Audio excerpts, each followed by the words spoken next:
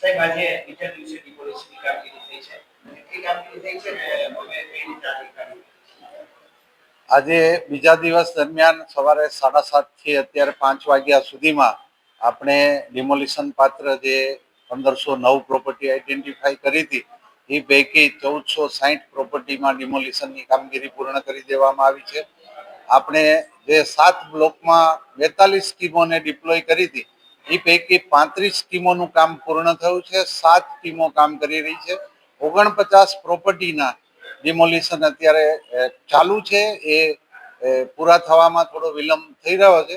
એનું કારણ કે એમાં મોટાભાગની પ્રોપર્ટીના પાર્ટ ડિમોલિશન છે. જેમ કે 10 ફૂટની દુકાન હોય તો એમાંથી 7 ફૂટ તૂટતું હોય તો એ કાળજીપૂર્વક તોડવું પડે.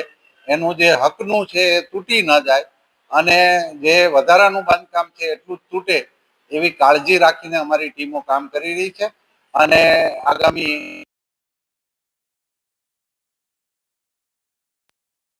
છે એ પણ પૂર્ણ કરવામાં આવશે. કાલે સાંજની પ્રેસ કોન્ફરન્સમાં મેં કીધેલું એ પ્રમાણે જે આજે બાકી રહી ગયેલા એ ખૂબ પાકા અને મોટા મકાનો હતા. એના માટે આપણે આજે વધારાના 5 હિટાચી મશીનો કરીને આપણને તોડવામાં મદદ મળે અને ગ્રાઉન્ડ +2 જે મકાનો હતા એ તોડવામાં ખરેખર ખૂબ વાર લાગી, પરંતુ આપણો જે સ્ટાફ અને મશીનરી એમાં કામી લગાડવામાં આવી હતી એ લોકોએ બહુ ખંતપૂર્વક અને ચોકસાઈપૂર્વક એ બધું કામ પૂરું કર્યું. એટલે કોઈ પણ જાતના અનિચ્છનીય બનાવ વિના આપણે આ કામગીરી પૂર્ણ કરવા ભણી આપણા આયોજન મુજબ જઈ રહ્યા છીએ અને આગામી 1 કલાકમાં બાકીની 49 પ્રોપર્ટીનું ડિમોલિશન પૂર્ણ કરવામાં આવશે. અત્યારે અમે કાટમાળ હટાવવા માટે પેરેલલી ગઈકાલે પણ 1000 મેટ્રિક ટનથી વધારે કાટમાળ હટાવી દીધો હતો અને આજે પણ અમે સાંજે 6 વાગ્યા સુધીમાં 2500 મેટ્રિક ટન જેટલો કાટમાળ હટાવી દેશું.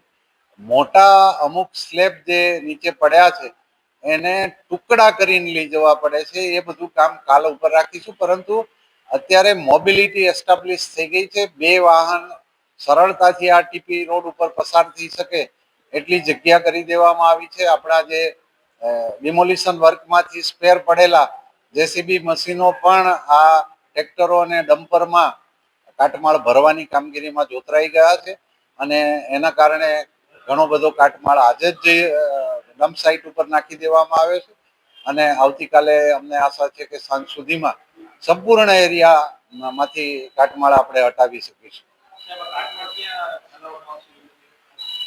આમાં ટ્રેક્ટર તાત્કાલિક ફેરો કરીને પરત આવે એના માટે આપણે દેવપુરામાં એક ખાનગી પ્લોટ માલિકને સંમતિથી ત્યાં નાખીએ છીએ અને ત્યાંથી આપણી સોલિડ વેસ્ટ મેનેજમેન્ટ શાખાના ડમ્પરોમાં એને આપણી ડમ્પ સાઇટ ઉપર કોર્પોરેશનની ડમ્પ સાઇટ ઉપર નાખવામાં આવે.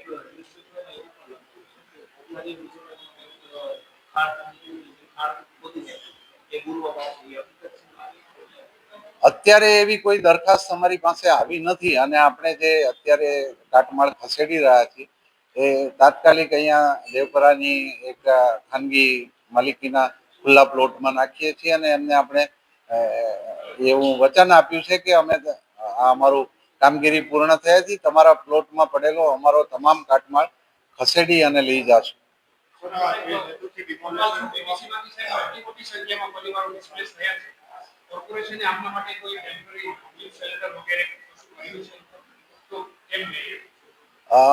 કોર્પોરેશને એમને કોઈ એવું પ્રોમિસ નથી આપ્યું કે તમને એકોમોડેશન આપવામાં આવશે.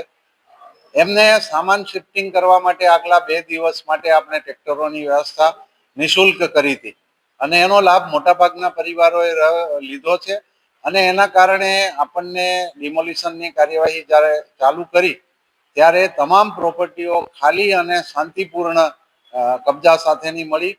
એટલે આપણે કોઈ બળ પ્રયોગ ન કરવો પડ્યો, કોઈ એમને ખસેડવા માટે કોઈ તકરાર ન કરવી પડી કે એ શાંતિનો માહોલ એના લીધે ઢોળાયો નહીં અને ખૂબ જ સૌહાર્દપૂર્ણ વાતાવરણમાં આ 2 દિવસની આપણી ડિમોલિશનની કામગીરી પૂર્ણ થવા ભણી જઈ રહી છે.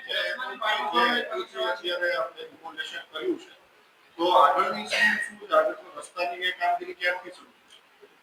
હા, એટલે આપણા મહાનગરપાલિકા તંત્રની એવી નેમ છે કે શક્ય હશે તો સોમવારે જ આપણે એનું ખાતમુહૂર્ત કરવા જઈ રહ્યા છીએ. કાલે સાંજે માનનીય કમિશનર શ્રી એ બાબતે અંતિમ નિર્ણય લેશે, જ્યારે આપણે સમગ્ર વિસ્તારમાંથી કાટમાળ ખસેડી લઈશું.